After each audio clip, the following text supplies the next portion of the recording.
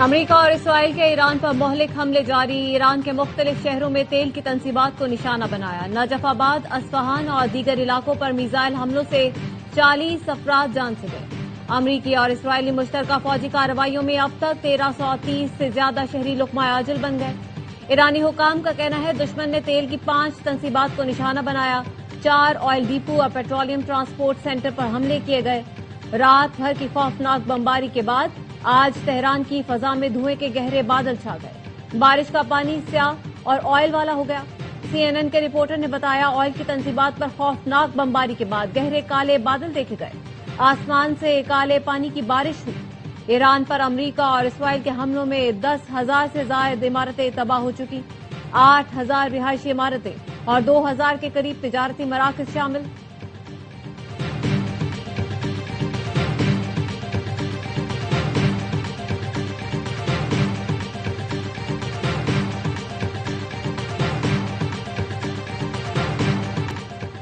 ایران کی مجلس خبرگان نے نئے سپریم لیڈر کا انتخاب کر لیا، اعلان سیکریٹریٹ کے سربراہ حسینی بشہری کریں گے۔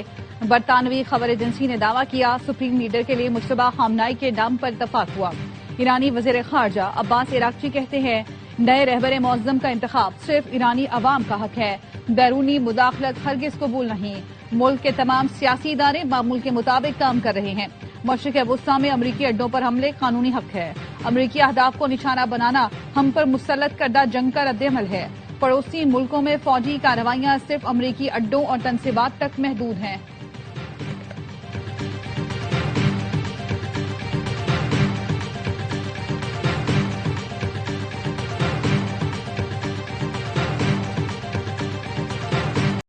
ایسی ایرانی قیادت چاہتے ہیں جو پھر تہران کو جنگ کی طرف نہ لے جائے۔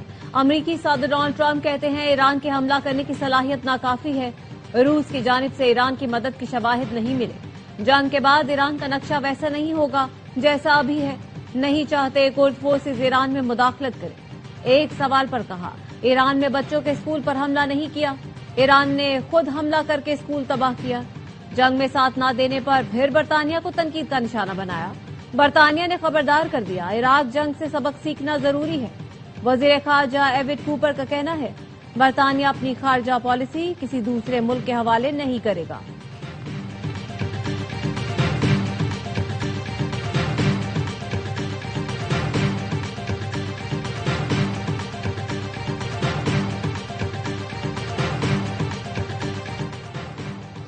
سعودی عرب نے پہلی بار ایران کو جوابی کارروائی کی دھمکی دے دی۔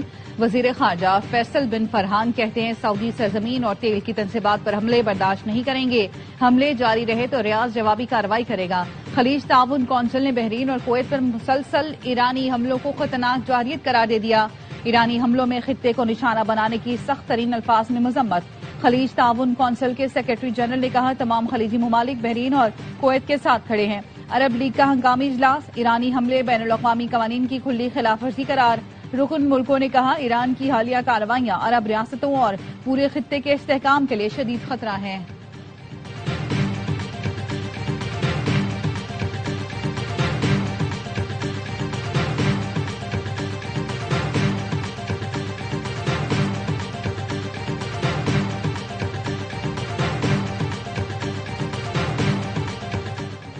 دشمن ایران اور اس کے ہمسایہ ممالک کے درمیان اختلاف پیدا کرنا چاہتا ہے۔ ایرانی صدر مسعود پیزشکیان کہتے ہیں ہم بار بار کہہ چکے ہیں ہم بھائی ہیں، ہمیں اچھے تعلقات رکھنے چاہیے، لیکن اگر ہم پر حملہ کیا جائے تو ہمیں اس کا جواب دینا پڑتا ہے۔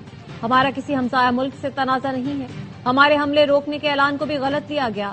کسی غنڈہ گردی، ظلم یا جارحیت کے سامنے سر تسلیم ہم نہیں کریں گے، ان کی سرزمین کا 1 انچ بھی کسی کو نہیں لینے دیں گے۔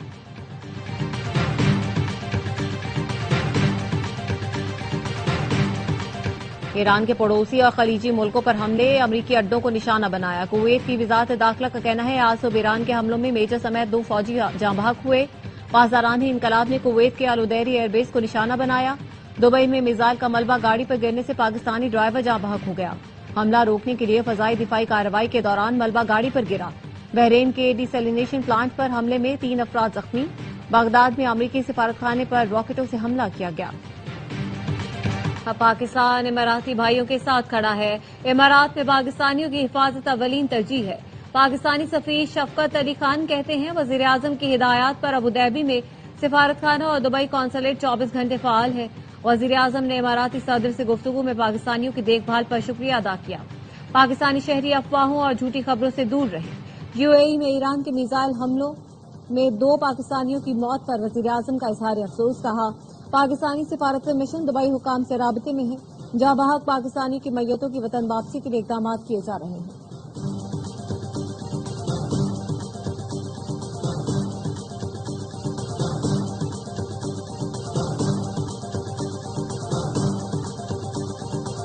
اسرائیلی فورسز کی لبنان میں بھی بمباری، بیروت اور جنوبی لبنان میں 19 افراد شہید۔ اسرائیلی فورسز کا کہنا ہے حملے میں قدس فورس کی لبنانی شاخ کے کمانڈرز کو نشانہ بنایا گیا۔ پیر سے جاری اسرائیلی حملوں میں لبنان میں اب تک 217 افراد شہید ہو چکے۔ حزب اللہ کی جوابی کارروائی میں 2 اسرائیلی فوجی مارے گئے۔ حزب اللہ اسرائیلی شہر حیفا میں بحریہ کے اڈے کو نشانہ بنایا۔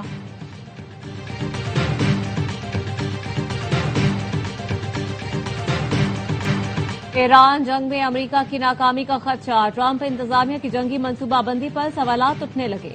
بڑے پیمانے پر جنگ بھی ایرانی رجیم کو نہیں ہٹا سکتی۔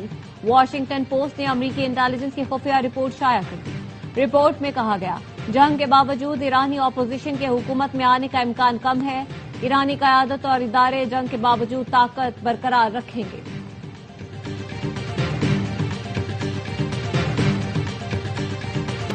کل تک پیٹرول کے 3 جہاز پاکستان پہنچنے کی توقع ہے۔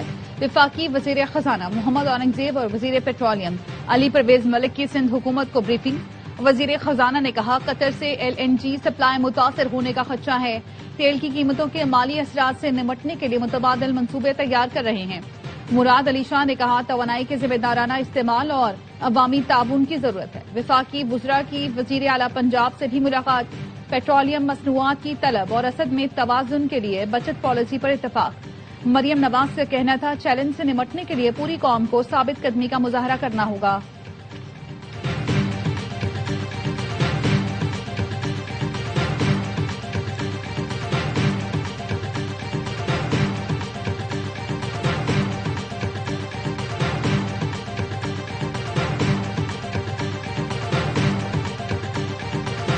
حکومت نے پیٹرول مہنگا کر کے عوام پر atom bomb گرایا۔ P T I اور کے پی حکومت اس اضافے کو نہیں مانتی۔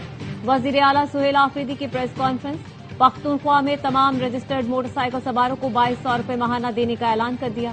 کہا BRT کے کرائے بھی نہیں بڑھائیں گے۔ اضافہ حکومت برداشت کرے گی۔ کسانوں کے لیے جلد پیکج دیں گے۔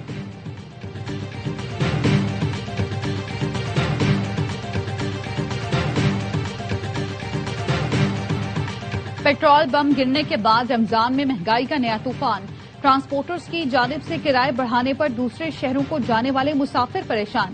کرائے بڑھنے پر دکانداروں نے پھلوں کی قیمتیں بڑھا دی۔ شہری کہتے ہیں پہلے ہی مہنگائی کی چکی میں پس رہے تھے۔ پیٹرول کی قیمت بڑھنے سے مہنگائی نے رہی صحیح کسر بھی پوری کر دی۔ حکومت سے پیٹرول کی قیمتیں کم کرنے اور مہنگائی کنٹرول کرنے کا مطالبہ۔